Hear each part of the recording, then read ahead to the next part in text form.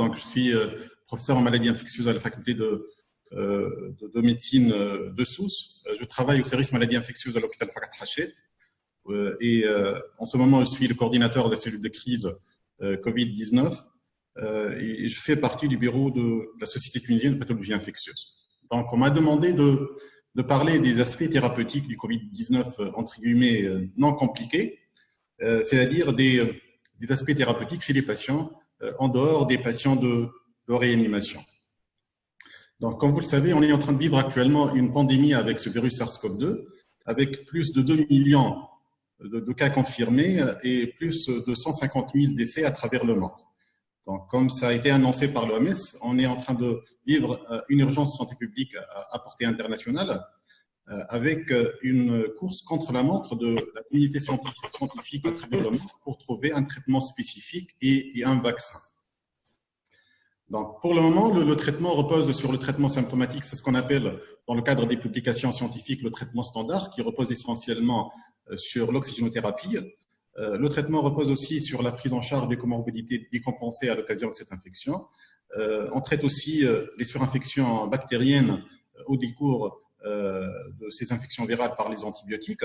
Et on est en train de parler de plus en plus de différentes molécules qu'on est en train d'essayer pour cette infection virale, qui font partie des antiviraux, des antiparasitaires, des antibiotiques et aussi des immunomodulateurs. En fait, pour la majorité, ce sont des molécules qu'on connaît et qui ont été actuellement repositionnées ou recyclées. Et on peut se poser la question, comment on a eu l'idée de les utiliser? En fait, on s'est référé aux caractéristiques virologiques tout d'abord du virus. On sait que ce virus SARS-CoV-2, tout comme le virus SARS-CoV de 2002 et le virus MERS-CoV, font partie de la même famille, c'est la famille des coronaviridés, et font partie aussi du même genre, c'est le genre bêta-coronavirus. Donc c'est pour ça qu'on est en train d'essayer maintenant les différentes molécules qui ont été essayées déjà avec le virus SARS-CoV de 2002 et avec le virus MERS-CoV. Et à titre d'exemple, on a ces molécules antivirales comme l'opinavir-ritonavir, qui a montré son efficacité in vitro sur ces deux virus et qui a montré aussi son efficacité in vivo avec des séries de cas de patients infectés par ce virus, mais c'était des séries de cas assez limitées, avec un nombre de patients relativement limité, avec une amélioration clinique qui a été démontrée chez eux. L'autre molécule, c'est le remdesivir. C'est un antiviral à large spectre qui a été essayé in vitro sur MERS-CoV et qui a montré in vitro une inhibition de la réplication virale. Et cette inhibition de la réplication virale serait supérieure à celle provoquée par l'opinavir, ritonavir. Donc, ce sont des molécules qui sont prometteuses et sont des molécules qu'on est en train d'essayer maintenant pour le virus SARS-CoV-2. L'autre molécule qui est en train de faire couler beaucoup d'encre, c'est la chloroquine, la célèbre chloroquine, qui a été déjà essayée avec le virus SARS-CoV de 2002, le premier SARS-CoV. Ça a été démontré déjà au début des années 2000 qu'il y avait une efficacité in vitro sur ce virus SARS-CoV. Et cette efficacité in vitro serait en rapport avec les caractéristiques de la chloroquine qui augmente le pH au niveau des membranes plasmatiques et au niveau des membranes du système endosomal et lysosomal. Cette augmentation du pH est responsable d'un effet antiviral qui inhibe les différentes étapes de réplication virale. Il inhibe la maturation, le recyclage, la présentation antigénique et l'autophagie du virus. Donc, pour choisir les molécules qu'on est en train d'essayer, là maintenant, on s'est basé aussi sur la physiopathologie du Covid qu'on est en train de découvrir de plus en plus et de jour en jour, donc qui est représentée sur cette plaque de façon schématique avec la première phase de réplication virale. Ensuite, on a la phase de réaction inflammatoire avec cette tempête de cytokines au niveau en particulier des poumons.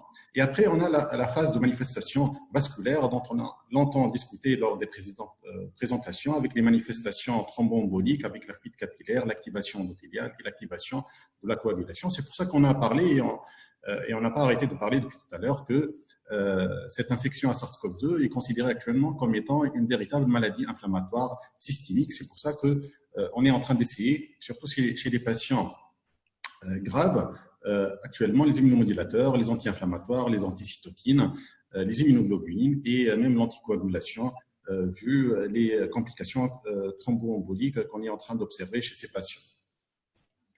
Donc, vous voyez ici une représentation schématique du cycle de réplication virale avec le virus SARS-CoV-2 qui se fixe sur les récepteurs ACE et les co-récepteurs. Après, on a l'endocytose.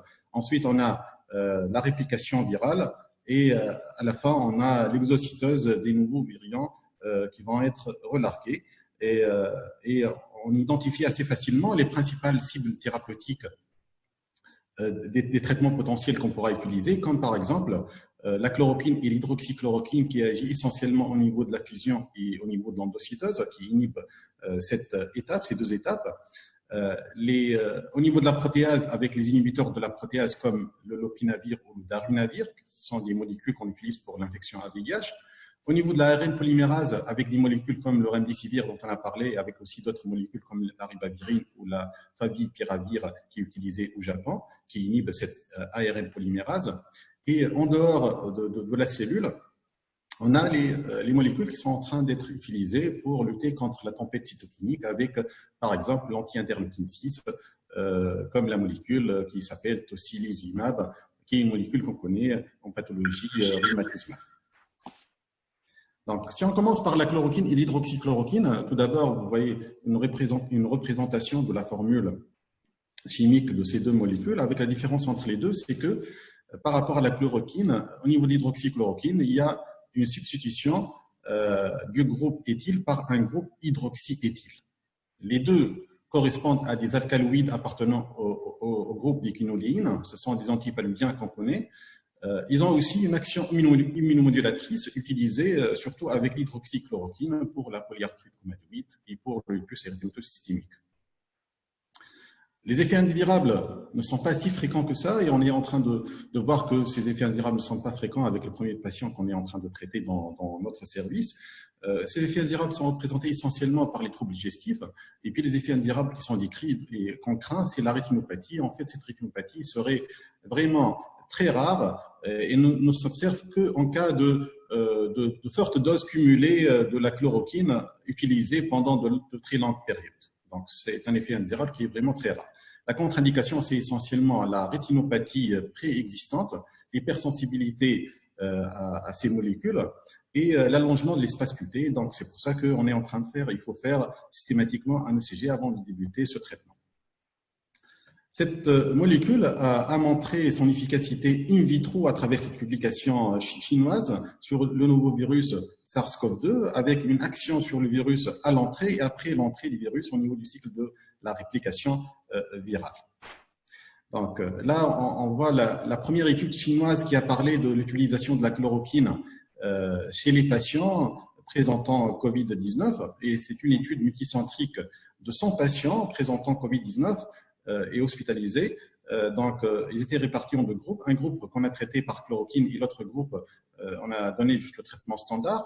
Donc, on remarque que dans le groupe traité par chloroquine, il y a une réduction du délai d'amélioration clinique et une réduction du délai de la clairance de la charge virale.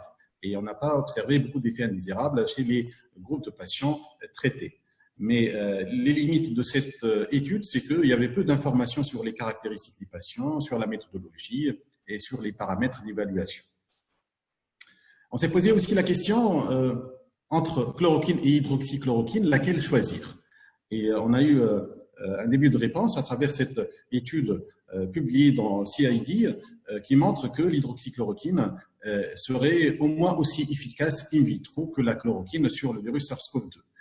En plus, l'hydroxychloroquine, vu qu'elle s'accumule beaucoup moindre au niveau tissulaire que la chloroquine, les effets indésirables seraient moindres avec l'hydroxychloroquine par rapport à la chloroquine et le risque d'interaction médicamenteuse serait aussi moindre avec l'hydroxychloroquine.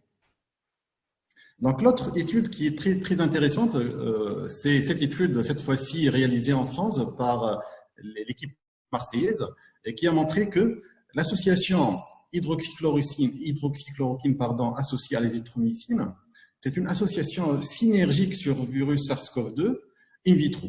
Et cet effet synergique est obtenu à des concentrations compatibles à celles obtenues au niveau du poumon des humains chez le patient malade. Donc, c'est ce qui a justifié l'utilisation de cette association chez l'homme à travers cet essai non randomisé en ovaire C'est un essai qui a été fait par la célèbre maintenant équipe marseillaise du professeur Raoult. Et les patients traités étaient au nombre de 28. Et on a remarqué que chez les patients traités avec l'association hydroxychloroquine et azithromycine, qu'il y avait une augmentation de l'amélioration clinique, qu'il y avait une réduction de la durée d'hospitalisation, qu'il y avait aussi une réduction de la contagiosité à travers la clairance virale beaucoup plus rapide.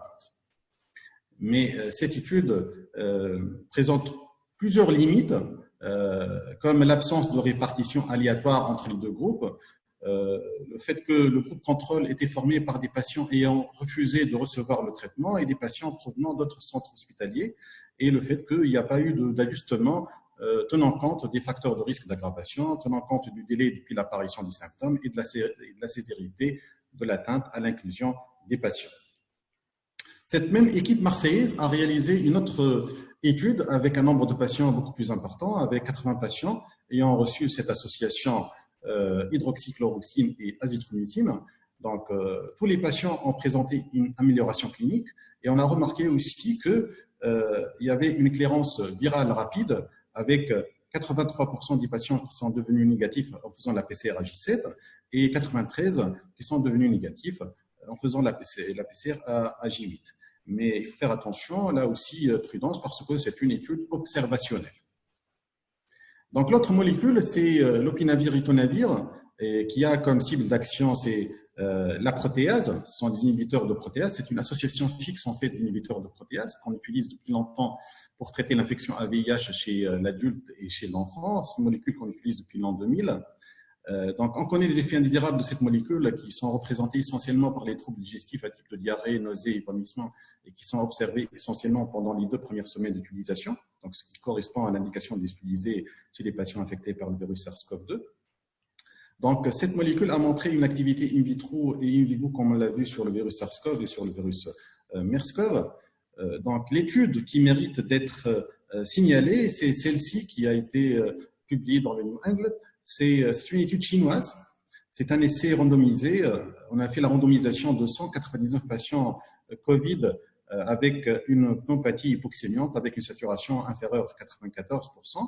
Donc, la randomisation était faite en 99 patients recevant l'opinavir-ritou par rapport à 100 patients ayant reçu seulement le traitement standard.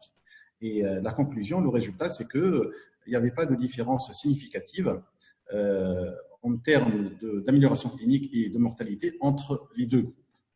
Mais ce qu'il faut noter, c'est qu'en réalisant une analyse dans le sous-groupe qui a été traité de façon précoce, et façon précoce a été définie ici comme étant un délai inférieur à 12 jours par rapport au début des symptômes, on remarque qu'il y a une diminution significative de la mortalité, 19% versus 27%, chez les patients qui ont reçu le traitement lopinavir par ritonavir. Donc, chez le sous-groupe qui a été traité de façon précoce, il y avait une différence significative avec une réduction significative de la mortalité.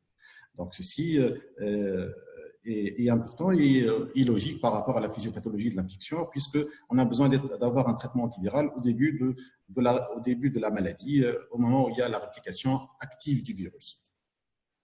L'autre molécule très intéressante, c'est le remdesivir, qui a comme cible l'ARN polymérase. Donc, c'est un analogue nucléosidique de l'adenine. C'est une molécule qui a une activité antivirale en s'incorporant dans les bras d'ARN du virus. C'est une molécule qui a démontré son activité in vitro et in vivo sur SARS-CoV et sur MERS-CoV. C'est une activité qui serait supérieure à celle du lopinavir, avec un bon profil de sécurité, sachant qu'elle a été utilisée lors du développement du traitement pour le virus Ebola. Sachant que c'est une molécule qui n'a actuellement l'AMM pour aucune indication, et c'est une molécule qui est utilisée à titre compassionnel ou dans le cadre d'un essai thérapeutique. Donc, comme on l'a vu sur cette étude, donc, il y a une démonstration de l'efficacité in vitro sur le virus SARS-CoV après la pénétration du virus, et en particulier au niveau de l'ARN polymérase, comme on l'a dit. Donc, l'étude très intéressante dont on va parler, c'est celle-là, donc, qui consiste à une étude multicentrique de 53 patients qui présentaient une pneumopathie hypoxémiante secondaire au Covid. Et ces patients ont été traités par remdesivir pendant 10 jours. Donc, ce qu'il faut noter comme résultat très intéressant, c'est que 17 parmi les 30 patients qui est traité par une ventilation mécanique ont été extubés. Et puis l'autre résultat très intéressant, c'est que la mortalité était relativement, entre guillemets, faible chez les patients ayant été traités et qui avaient une ventilation invasive. Ceci, c'est un résultat qui est assez intéressant pour les patients graves et pour l'indication d'utilisation de cette molécule pour les patients graves. Donc, si on revient à cette physiopathologie, donc on a vu que pour la phase de réplication virale, ce sont les antiviraux, et puis après, pour la phase de réaction inflammatoire et pour la phase des manifestations vasculaires, donc vu que c'est une maladie inflammatoire systémique, là, donc on est en train de voir de nombreuses publications à propos de l'utilisation des anti-cytokines, anti-interleukine 6, des publications pour l'utilisation du plasma des patients guéris, des publications aussi pour l'utilisation des immunoglobulines, pour l'échange plasmatique. Les corticoïdes sont encore controversés et les anticoagulations, l'anticoagulation serait indiquée pour des situations assez avancées de la maladie. Donc, je ne vais pas détailler tous ces traitements. Ça va être fait, je suis sûr, par les réanimateurs et par les cardiologues sur les présentations qui vont suivre. Donc, toutes les études que j'ai présentées ont servi certainement comme rationnel pour les sociétés savantes, en particulier pour la Société américaine de pathologie infectieuse, qui dit que, de façon claire, que pour le moment, il n'y a pas un niveau de preuve scientifique suffisant pour parler de traitement spécifique du virus SARS-CoV-2, et qui a élaboré des recommandations. La première recommandation, c'est que pour les patients hospitalisés, la Société américaine recommande d'utiliser l'hydroxychloroquine ou la chloroquine dans le cadre d'essais thérapeutiques. Recommande aussi que l'utilisation d'associations hydroxychloroquine ou chloroquine avec l'azithromycine doit être réservée seulement pour les essais thérapeutiques. Et puis l'utilisation de l'opi-rito aussi doit être réservée doit être faite dans le cadre d'essais thérapeutiques. L'autre recommandation, c'est par rapport aux corticoïdes chez les patients hospitalisés. Donc, la Société américaine est contre l'utilisation de ces corticoïdes chez les patients présentant des pneumopathies secondaires au Covid en dehors d'un SDRA, et recommande d'utiliser les corticoïdes dans le cadre d'essais thérapeutiques chez les patients présentant un Covid avec SDRA. La Société américaine recommande aussi d'utiliser les anti-interleukine 6 dans le cadre d'essais thérapeutiques et d'utiliser aussi le plasma de patients convalescents dans le cadre d'essais thérapeutiques. En Tunisie, il y a l'INIA Santé qui a élaboré en partenariat avec différentes sociétés savantes des propositions de recommandations qui consistent à utiliser ces molécules hors AMM et après consentement du patient, et ces molécules sont représentées par l'hydroxychloroquine pendant 10 jours ou la chloroquine pendant 10 jours, associée à l'azithromycine pendant 5 jours, avec les précautions dont on a parlé avant de débuter et au cours du traitement. Donc, l'utilisation va être faite dans le cadre d'essais thérapeutiques, et on voit ici un essai thérapeutique proposé par la DSSB qui consiste à utiliser cette association avec l'hydroxychloroquine ou la chloroquine pendant 10 jours, associée à l'azithromycine pendant 5 jours. C'est un essai thérapeutique avec un simple bras. Donc, un autre essai thérapeutique qui va très probablement commencer bientôt, c'est PACT Study. C'est un essai qui consiste à faire une randomisation en 2 groupes. Un groupe va être traité par hydroxyazithro pendant 5 jours et l'autre groupe va être traité par hydroxychloroquine pendant 5 jours. Donc, ça, c'était en Tunisie avec les 2 essais que j'ai cités. Dans le monde, il y a énormément des centaines d'essais thérapeutiques. Là, j'ai regardé, par exemple, sur le site clinicaltrials.gov, où vous voyez qu'il y a plus de 600 essais thérapeutiques qui sont en cours, qui sont en train d'utiliser différentes molécules pour cette infection par le virus SARS-CoV-2. Ce qu'il faut noter, c'est que il y a 2 essais thérapeutiques en particulier qu'on est en train d'attendre. Le premier, c'est Discovery, c'est celui de l'Europe, celui qui est en train d'être fait en Europe. C'est un essai qui va être fait sur des milliers de patients présentant Covid. Ce sont des patients qui présentent une forme modérée à sévère avec des pneumopathies hypoxémiantes. Et chez ces patients, donc, il y a 5 bras, ils vont être répartis, randomisés en 5 bras, dans un bras avec un traitement standard en absence de toute autre molécule. L'autre essai en attente, c'est l'essai Solidarity, c'est l'essai de l'OMS et qui va répartir les patients aussi en 5 bras, dans un bras de traitement standard sans aucun traitement potentiellement spécifiques. Donc, en conclusion, ce que je peux dire, c'est que jusqu'à cet instant, il n'y a pas de niveau de preuve scientifique suffisant pour parler de traitement spécifique du Covid-19. Par contre, il y a de nombreuses pistes très prometteuses comme la chloroquine, l'hydroxychloroquine, le lopinavir, le remdesivir, les anti-interleukine 6, le plasma des patients guéris. Mais ce qu'on peut dire, c'est que pour le moment, le seul moyen de lutter contre cette infection, ce sont les mesures barrières avec la prévention. Voilà. Donc,